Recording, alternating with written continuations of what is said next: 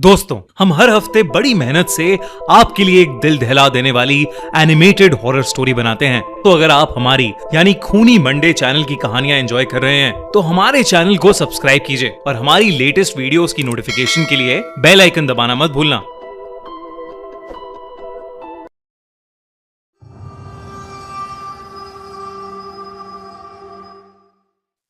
छब्बीस साल की रूपा कोलकाता के एक पुराने हेरिटेज होटल में एक हाउसकीपिंग स्टाफ की नौकरी कर रही थी। होटल का नाम था रॉयल क्रिसेंट। वो ब्रिटिशर्स के जमाने की एक बिल्डिंग थी। लंबे अंधेरे कॉरिडोर्स, पुरानी लकड़ियों की सीढ़ियां और दीवारें जिन पर बड़ी बड़ी पेंटिंग्स टंगी थीं। रूपा को वहां नौकरी करते हुए कुछ ही दिन गुजरे थे, पर एक रात कुछ ऐसा हुआ जिसने उसकी पूरी जिंदगी बदल कर रख दी। एक रात वो अपनी हाउसकीपिंग ड्यूटी कर रही थी जब उसे सेकंड फ्लोर के एक हनीमून स्वीट में से किसी के कुछ घसीटने की आवाज आई। वो आवाज बहुत अजीब थी, तो रूपा ने उस कमरे के पास जाकर उसके दरवाजे पर एक नॉक किया। किसी ने दरवाजा नहीं खोला तो रूपा ने बोला, hello sir, anybody there? Room service. फिर भी किसी ने दरवाजा नहीं खोला। होटल रिकॉर्ड्स के अकॉर्डिंग उस रूम में कोई गेस्ट नहीं रुका था, इसलिए रूपा ने अपना कार्ड स्वाइप किया और दरवाजा खोलकर वो रूम के अंदर चली गई। पर जैसे ही वो हनीमून स्वीट के उस बेडरूम में घुसी, उसकी जान ही निकल गई, क्योंकि बेडरूम के बीचों बीच हवा में एक लाश लटक रही थी। उसके दोनों हाथ और पैर बेड के चारों कोने से बंधे हुए थे।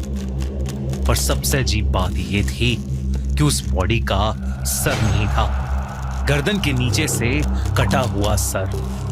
खून जमीन पर टपक रहा था। उस लाश का शरीर धीरे धीरे हवा में हिल रहा था, जैसे कोई अधूरा पेंडुलम। ये देखकर रूपा की चीख निकल गई। वो भागती हुई कॉरिडोर में आई और चीखती हुई उसने पूरे होटल स्टाफ को बुलाया और फिर फौरन पुलिस को बुलाया गया। दोस्तों, Z5 की नई सीरीज ब्राउन में भी एग्जैक्टली ऐसा ही हो रहा है। मल्टीपल मर्डर्स जिसमें विक्टिम का सर कटा होता है। क्या मिस्ट्री है ये? कोई क्राइम, कोई हॉरर स्टोरी या कोई ब्लैक मैजिक रिचुअल है? क्यों हो रही हैं ये किलिंग्स? जानने के लिए देखिए ये amazing suspense thriller brown, only on Z5। Police ने जो देखा उसे देखकर उनका भी दिल दहल गया था। उन्होंने इस केस से जुड़ी अपनी इन्वेस्टिगेशन शुरू कर दी थी, लेकिन वहीं रूपा इस घटना के बाद बहुत डिस्टर्ब्ड रहने लगी। उसके साथ अजीबोगरीब चीजें होना शुरू हो गया। सबसे पहली घटना उसी रात हुई। रूपा अपने स्टाफ क्वार्टर्स में सो रही थी जब अचानक रात के 3 बजे उसकी आंख खुल गई। उसे लगा कि जैसे उसके कमरे के बाहर कॉरिडोर में कोई कुछ घसीट रहा हो। बिल्कुल वैसी ही आवाज जो उसने हनीमून स्वीट के बाहर सुनी थी। पहले तो उसने उसे इग्नोर करने की कोशिश की, लेकिन आवाज धीरे धीरे उसके दरवाजे के पास आकर रुकी। फिर 3 जोर की नॉक्स हुई। ठक ठक ठक। रूपा का गला सूख गया। उसने हिम्मत करके दरवाजे के नीचे वाले गैप की तरफ देखा और उसकी सांसें रुक गईं। दरवाजे के बाहर किसी के पैर नजर आ रहे थे, लेकिन वो उल्टे थे, जैसे कोई इंसान पीछे की तरफ देख रहा हो। रूपा चीखना चाहती थी, लेकिन उसकी आवाज ही नहीं निकली। कुछ देर बाद वो पैर धीरे धीरे कॉरिडोर के अंधेरे में घसीटते हुए गायब हो गए। अगली सुबह उसने होटल मैनेजमेंट को सब बताया, लेकिन किसी ने उसकी बात को सीरियसली नहीं लिया। सबको लगा कि रूपा उस इंसिडेंट की वजह से बहुत शॉक्ड है और कुछ दिन में ठीक हो जाएगी। लेकिन चीजें ठीक नहीं हुई, और भी ज्यादा खतरनाक होती गईं। 2 दिन बाद होटल के पुराने स्टोरेज रूम की सफाई करते वक्त रूपा को एक लकड़ी का पुराना बॉक्स मिला। बॉक्स पर अजीब सिंबल्स बने हुए थे। बीच में एक गोला था, उसके अंदर एक आंख और उसके चारों तरफ हाथों के निशान। रूपा से रहा नहीं गया और उसने वो पुराना बॉक्स खोला। अंदर कुछ ब्लैक एंड व्हाइट फोटोग्राफ्स थी। ऐसा लग रहा था कि वो किसी बहुत पुराने टाइम की फोटोज हैं।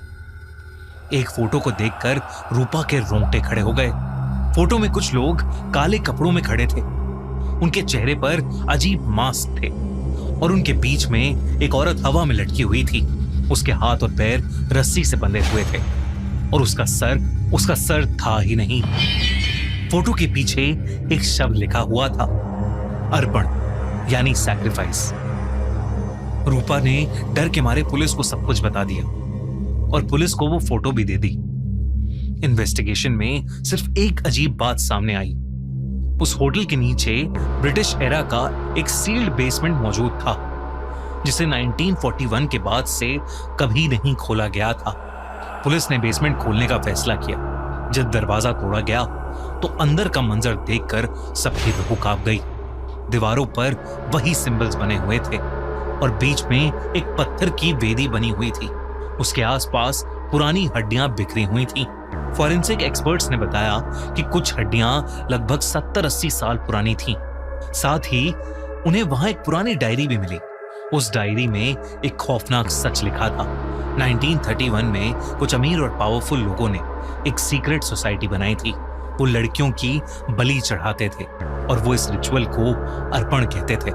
हर रिचुअल में एक औरत को चुना जाता था, उसके हाथ और पैर बांधे जाते और उसे हवा में लटकाया जाता और फिर उसका सर अलग कर दिया जाता। और सबसे चौंका देने वाली बात यह थी कि डायरी के आखिरी पेज पर लिखा था, जब तक अंतिम अर्पण पूरा नहीं होगा वो लौट कर आते रहेंगे। ये सब जब रूपा को पता चला तो रूपा बहुत ज्यादा डर गई। उसे लगने लगा कि ये रिचुअल अभी भी हो रहा है। उसने सोचा कि वो सुबह होते ही नौकरी छोड़ देगी, लेकिन रूपा के लिए अगली सुबह कभी हुई ही नहीं। उस रात जब वो अपना काम खत्म करके सोने के लिए अपने कमरे में जा रही थी तो उसे ऐसा लगा कि जैसे होटल के उस लंबे कॉरिडोर में उसके साथ साथ कोई और भी चल रहा है। उसने पीछे मुड़कर देखा, लेकिन वहां कोई नहीं था। पर जैसे ही उसने अपने कमरे का दरवाजा खोला तो उसे अंदर 5 लोग दिखाई दिए, जिन्होंने बिल्कुल वैसे ही काले कपड़े और काले मास्क पहने थे जो उसने फोटोज में देखे थे। उनमें से हर एक के हाथ में एक कटा हुआ औरत का सर था जो सड़ चुका था। जैसे ही रूपा ने वो सब देखा, उसकी चीख निकल गई और वो रूम से बाहर भागी। वो मदद के लिए चीख रही थी, लेकिन ऐसा लग रहा था कि जैसे वो पूरे होटल में अकेली हो। धीरे धीरे हर तरफ से उसे उन काले मांस वाले लोगों ने घेर लिया और तब वो होटल के एक खाली रूम में घुस गई और उसने किसी तरह उस रूम को अंदर से बंद करा। उसके पास उसका फोन था और उसने तुरंत पुलिस को फोन किया और उन्हें सब बताया। पुलिस ने कहा कि वो वहां फौरन आ रहे हैं। पर जैसे ही रूपा ने फोन रखा, उसे रियलाइज हुआ कि वो उसी हनीमून स्वीट में है जहां उसने पहला मर्डर देखा था। पुलिस फौरन होटल पहुंची, लेकिन तब तक बहुत देर हो चुकी थी।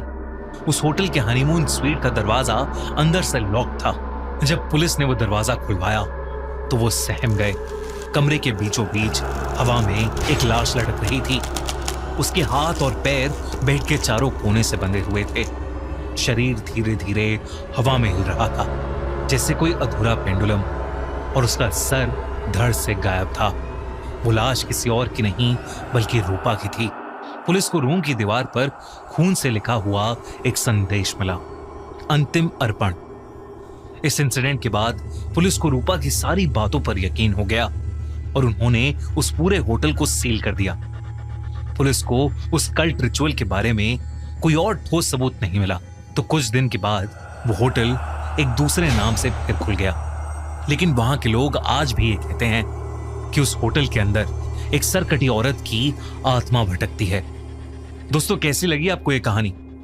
अगर आपको ऐसी डार्क साइकोलॉजिकल थ्रिलर्स पसंद है जहां सीरियल मर्डर्स, गिल्ट, ट्रॉमा और रिडेम्पशन के साथ कल्ट रिचुअल्स भी हैं, तो ZEE5 की नई सीरीज ब्राउन जरूर चेकआउट करो। करिश्मा कपूर स्टारर इस शो में एक ऐसा ही सीरियल किलर है जो लोगों को बेहद रिचुअलिस्टिक और खौफनाक तरीके से निशाना बनाता है। लेकिन असली सवाल सिर्फ ये नहीं है कि किलर कौन है, बल्कि ये है कि वो ऐसा क्यों कर रहा है। Don't forget to watch Brown, streaming only on ZEE5। और अगर आपको ये वीडियो अच्छी लगी तो हमारा चैनल खूनी मंडे सब्सक्राइब करना बिल्कुल मत भूलना।